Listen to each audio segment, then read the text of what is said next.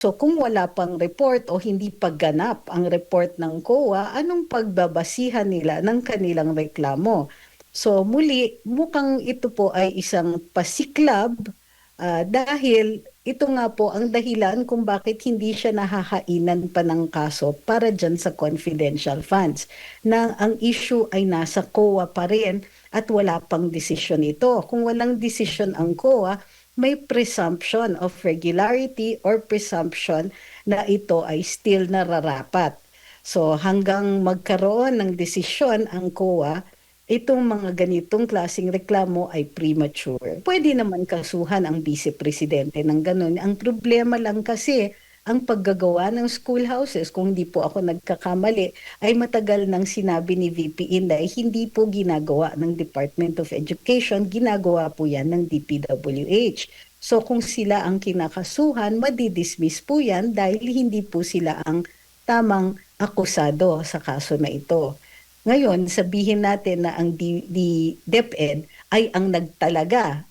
Dinedelegate pa rin yan sa DPWH at hindi natuloy o hindi ma-count yung number of school buildings or classrooms na ipagawa. Yung fault, kung hindi nila maituturo sa DPWH, lalong hindi maituturo dun sa mga taong walang control dun sa pagkagawa. Mm-mm. So medyo malabo tong kaso na ito. Ito nga, attorney, kahapon ay panibagong balita naman o panibagong kaso o isa lang pa nga nitong grupo ni Antonio Trillanes. Ano ho ba ang nakikita po ninyo dito, attorney? Laban po ito kay Vice President Sara Duterte. Papaano niyo po tinitingnan ito nga paghahain nga ng mga kasong plunder at graft laban po sa pangalawang Pangulo? May sapat ho bang ano ito? Para po sa inyo, legal na batayan? Sa ngayon kasi, I understand, magkakaroon yan ng legal issue at maaaring Korte Suprema ang magde-decide nito. Ang ating Vice Presidente, as any Vice President, ay impeachable officer. Normally, kapag impeachable officer ka, hindi ka muna pwede hainan ng kriminal na kaso or kahit anong kaso dahil ang implication niyan ay may immunity ka. Hindi ka matatanggal unless by impeachment. So kung ang issue o ang pinupuntirya dito sa paghain ng mga kriminal na kaso ay para matanggal siya sa kanyang pwesto o kaya hindi niya magampanan ang kanyang duties bilang vice-presidente, primary dyan ay maging handa para kapag wala ng kapasidad o may incompetence ang Pangulo na madispensahan ang kanyang mga duties and obligations, magampanan ang kanyang duties and obligations, then siya po ang mag-take over. So, ang issue dyan is maaari bang hainan siya kaagad ng kriminal na reklamo kung hindi pa siya nai-impeach. Normally yan, kapag nag-succeed ang impeachment, vulnerable na siya dahil tanggal na siya sa pwesto, vulnerable na siya doon sa pag-file ng kriminal na kaso. Hindi naman po matatawag, attorney, na may immunity siya, ano? Hindi walang nakalagay dahil kailangan yan explicit sa saligang batas. So sa Pangulo, explicit yung kanyang immunity from suit dahil siya ang pinuno. Opo, opo. At ayon nga sa mga nagrereklamo, attorney, yung panibagong kaso ay pagpapalawak lamang na naunang reklamo, hinggil nga daw doon sa confidential funds.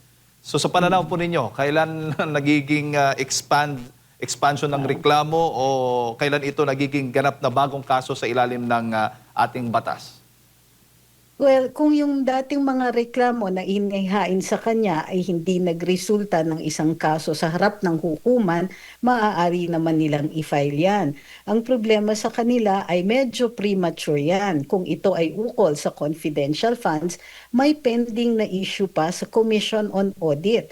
Bukod tanging Commission on Audit ang magsasabi kung ang isang paggagastos ay naaayon sa batas o naaayon sa budgetary item kung saan itinalaga nito. So kung wala pang report o hindi pagganap ang report ng COA, anong pagbabasihan nila ng kanilang reklamo? So muli, mukhang ito po ay isang pasiklab Dahil ito nga po ang dahilan kung bakit hindi siya nahahainan pa ng kaso para dyan sa confidential funds. Na ang issue ay nasa COA pa rin at wala pang desisyon ito. Kung walang desisyon ang COA, may presumption of regularity or presumption na ito ay still nararapat. So hanggang magkaroon ng desisyon ang COA, itong mga ganitong klaseng reklamo ay premature.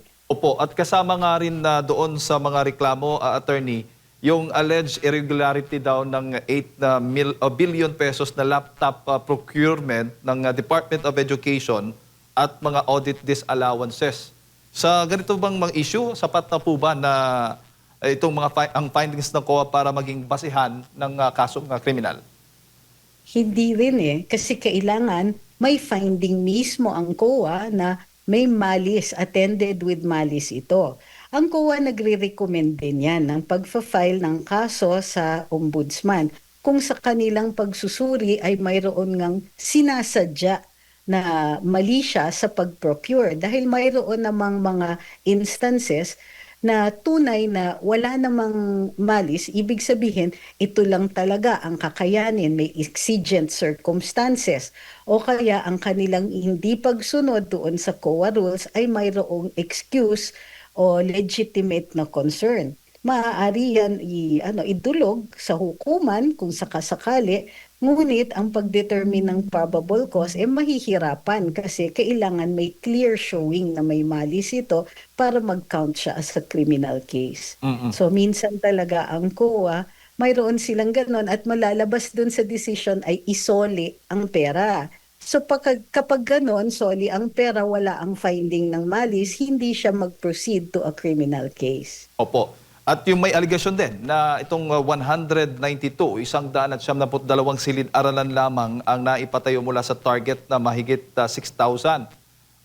Sa batas ba, maaari bang tawagin itong criminal liability o kailan po nagiging criminal liability po ito kapag ang isang failure of implementation, itong ang failure of implementation o alleged gross negligence ng isang opisyal? Hindi maaari kasi ang gross negligence, iyan po ay isang administratiba na kaso. Pwede naman kasuhan ang vice-presidente ng ganun. Ang problema lang kasi, ang paggagawa ng schoolhouses, kung hindi po ako nagkakamali, ay matagal nang sinabi ni VP Inday, hindi po ginagawa ng Department of Education, ginagawa po yan ng DPWH. So kung sila ang kinakasuhan, madidismiss po yan dahil hindi po sila ang tamang akusado sa kaso na ito. Ngayon, sabihin natin na ang DepEd ay ang nagtalaga. Dinedelegate pa rin yan sa DPWH at hindi natuloy o hindi ma-count yung number of school buildings or classrooms na ipagawa. Yung fault, kung hindi nila maituturo sa DPWH, lalong hindi maituturo dun sa mga taong walang control dun sa pagkagawa. So medyo malabo tong kaso na ito. Nako, bagsak pala yung mga issues na mga reklamo na nabanggit ko kanina, attorney, ito ang inireklamo nila. At meron pa, marami-rami po itong mga reklamo kanilang isinampalaban nga sa vice-presidente. Binanggit din sa reklamo ang umano'y pagtanggap ng pera mula sa mga individual na iniuugnay sa illegal na droga. Ayan, attorney, sa ganito bang sensitibong alegasyon, papaano ho ba yan? Ano bang antas ng ebidensya na kinakailangan upang ito ay seryosohin ng ombudsman? Ito ay criminal case, pero para sa ombudsman, ang kailangan niyan ay probable cause. Ang probable cause, ibig sabihin kung ikaw ay reasonable na tao na maiisip mo base sa ebidensya na mayroon ngang krimen na naganap at itong taong ito ang gumawa ng krimen na yon. Pero in this case, kailangan reasonable grounds, di ba? Hindi reasonable grounds, yung the standard of a reasonable man. Kung ikaw ay rationable, ordinaryong mamamayan, tapos pag tinignan mo yung ebidensya, sasabihin ninyo, ay oo nga, mukhang tumanggap siya. Pero pag ito ay umabot sa sandigan bayan, kailangan na ng proof beyond reasonable doubt para magkaroon ng guilty verdict. Ang tingin ko dito ay babagsak at babagsak nga ang hatol dito doon sa ebidensya. May napansin po ba kayong nakaakibat na ebidensya na nakalagay? May mga identified ba na witnesses at may mga affidavit ba ang mga ito? Kung wala, medyo baka ma-dismiss dyan pa lang sa Po. sa ombudsman pa lang. Oo. Opo, attorney. At pagdating naman po doon sa issue ng betrayal of public trust, kasi ayon nga sa mga nagrereklamo, ang may betrayal of public trust, umano, si VP Sara, kabilang yung mga sinasabing pagbabanta niya laban kay Pangulong Marcos Jr. Sa ilalim ho ba ng ating konstitusyon, papaano ho ba sinusukat yung betrayal of public trust? Ang betrayal of public trust ay isang ground for impeachment. So medyo may problema yung reklamo kung doon sa ombudsman nila file ang betrayal of public trust. Tulad nga ng sinabi natin, sa Kongreso yan dapat inihahain. Ngayon, kung ito po ay kanilang gagawing basihan para sa impeachment, sui generis po kasi ang impeachment. So ang magdedetermine ng kasapatan ng ebidensya niyan ay yung Senate Impeachment Court. So until that happens, hindi natin alam. Ngunit ang difference is last year, di ba? Nag-attempt sila na isulong ang impeachment gamit ang House vote. Hindi na po mauulit yan dahil sa Korte Suprema nung inihain ni VP Sara, naglabas ng desisyon ito at sinasabing kailangan alinsunod sa due process requirements. So kung mayroong kasong ifa-file sila sa Kongreso, kailangan susundan nila yung kanilang proseso. Nagsabi na nga si Congresswoman Luistro, handa ang Committee on Justice para dito. So ibig sabihin yan, hindi na po mararatrat ang isang ang impeachment complaint, hindi na ito House vote, pupunta yan sa plenaryo to determine kung sufficient yung impeachment complaint at i-forward nila sa Committee on Justice. Doon po magkakaroon ng parang trial kung saan i-determine kung sufficient in form and substance yung reklamo. Opo. So, Opo, attorney. Bakit kaya para sa inyo, malakas ang loob ng grupong ito na isinampa o inihain itong kanilang mga reklamo laban kay Vice President Sara Duterte dyan sa Ombudsman? hindi ko masasabi na lakas ng loob ito. More like parang desperation. Pasensya na dun sa paggamit ng salita. Ngunit, ang nakikita kasi natin, itong 2006 ang huli nilang pagkakataon na tanggalin ang ating vice-presidente pag masyado nang malapit sa 2028 at napakalakas pa rin kandidato ni VP Inday, medyo magdududa na kung tutulong ang ilang mga politiko natin. Magiging kiss of death para sa kanilang mga karir. Ngunit dito, ang masasabi natin, wala namang kasing mawawala sa kanila. Manalo o matalo sa kaso, makakagamit sila ng plataforma ngayon para sa kanilang retorika na alam natin ay tungo dun sa eleksyon sa 2028. So basically, kung hindi man sila manalo, may pagkakataon silang magsalita ng magsalita at magkakaroon sila ng maraming mga interview sa media. Tiba-tiba sila ngayon sa publicity.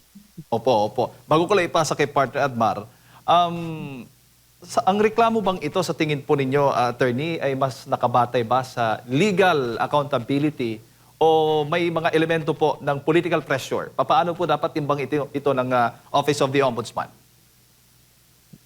Alam nyo, what it all comes down to is evidence. Kung kulang ang ebidensya o wala pa nga silang ebidensya ng desisyon ng COA, posibleng sinasayang nila o nag-aaksaya sila ng oras, maituturing ito na pag-aaksaya ng oras ng ombudsman.